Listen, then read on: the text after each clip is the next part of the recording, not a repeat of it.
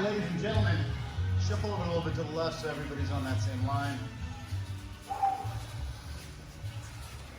All right, all right. No, not yet. A little bit later. We still have to do a little bit more work before we say cheese. Speaking of cheese, Jiu-Jitsu is a game of cat and mouse. Yeah. Right back. I'll be here all week. Very important part about Jiu-Jitsu, for you to keep coming back, is that you have to treat every roll as an opportunity to learn. There is a tendency to treat every roll in a win or lose capacity, and you do not want to do that because you deprive yourself the opportunity to lose. Your Jiu-Jitsu progression in the beginning, I've said it over and over and over again, I'll say it again and again and again, is your ability to defend yourself, fight off submissions, and understand what position the top person or your partner needs, opponent, adversary, whatever you want to call them, in order to get the submission. If they're not in the position, they'll have a hard time with the submission. They get the position, fight off the submission. You tap, fantastic, good for you. You know why? Because you learned why it worked. And then you'll say to yourself, you know what? Let me do this next time, so I'll make it harder. And you know what? You'll get submitted again, and again, and again, and again. And that's the way it should be. Your Jiu-Jitsu is not defined by your ability and the amount of times you submit anybody else.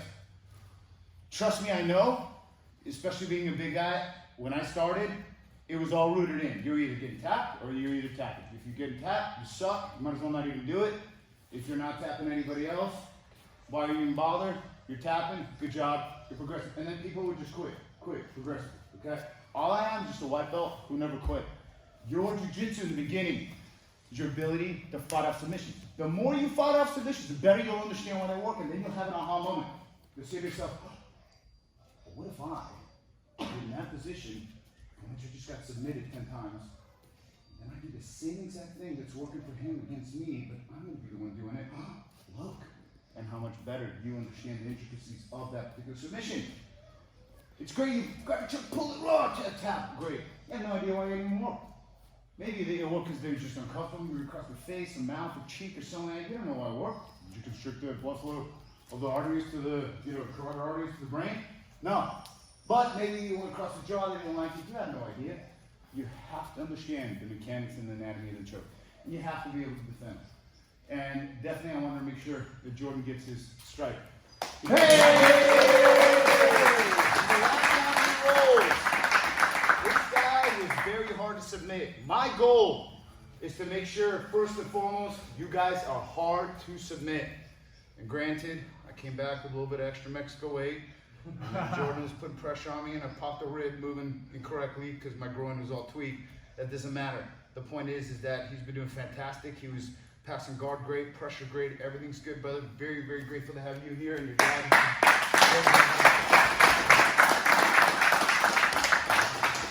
For those of you who roll with Jordan, you see a massive, massive difference from the time I remember I first rolled with him.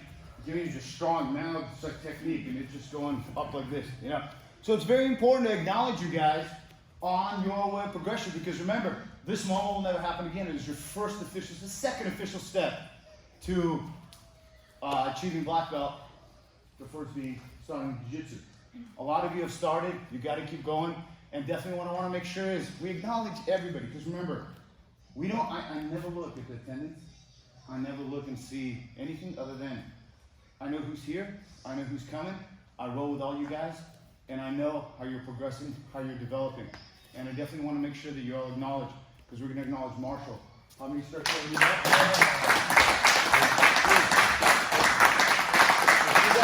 Marshall definitely did his first tournament, did fantastic.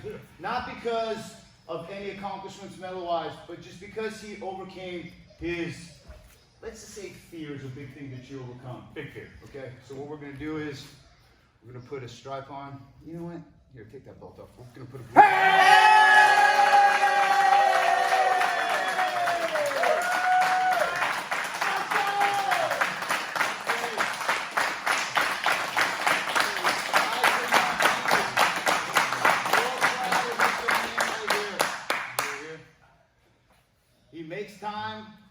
busy. He works. He's got a son who quit jiu-jitsu. But we'll hopefully get him back. And we will get him back. But I couldn't be more proud of you, brother. I know that you make time to come in, to train. Just hold it.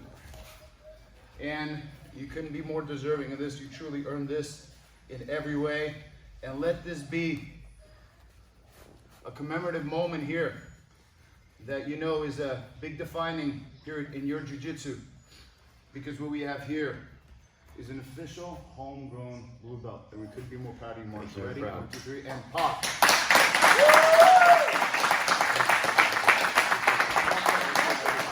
you could. Now I know that Ulupano was promoted and he talked about how when you travel that you should go train and all that. That's not really what I meant about him giving a speech. Say something inspiring on what the journey from start and what you've experienced and kind of inspire those who are maybe on the other side of that blue belt aisle, because you're going to be hopping a few spaces up, and just share with everybody something, your story, and just kind of, you know, okay, something to inspire. So my son invited me. When I first started, I had gray hair. I have gray hair still. And you had a shoulder problem. Shoulder problem. I was worried. I had all the excuses, and yeah. So I guess the first 6 months, 8 months, I didn't realize it, but my breathing was fear-based. I had to fight or flight mode forever. I don't know if any of y'all ever experienced that. Yeah. But so I'm so thankful to the professors for patiently getting me through that, and the upper belts here really did give me tips and pointers along the way. So I consider you guys my family. You help me, and there's just never a friendly face when I look up. I'm having a below average day when I come. I always have a better day when I leave. So thank you guys for all that. Thank you.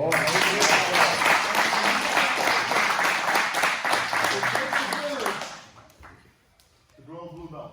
And each and every one of you are part of Marshall earning, truly earning, not getting this blue belt. Because without you guys, he wouldn't be where he's at. And he has come light years, and I couldn't be more proud of you, brother.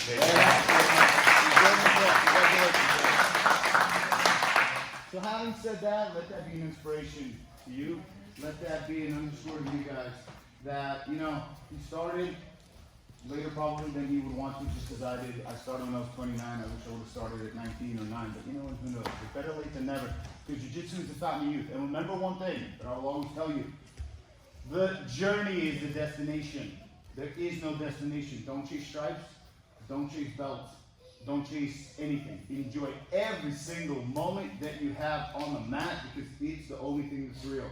Because if this journey ever stops, you should be dead. And that's going to be a big problem. Okay? The journey is the destination. So congratulations to you guys. I wanted just to show you one thing that's worked for me. And it's real basic. I don't really like key locks, but if you can apply a key lock in a really sneaky way, it kind of feels good. If you just want to shove it like a caveman, you know. So I'm going to teach you guys, and I've taught it to you, the trap. But I'm going to show it to you guys real quick, and then we'll continue on. Ready? On the count of 3, out through the mouth. Sorry guys, I missed time now. Out through the mouth. Yeah, out.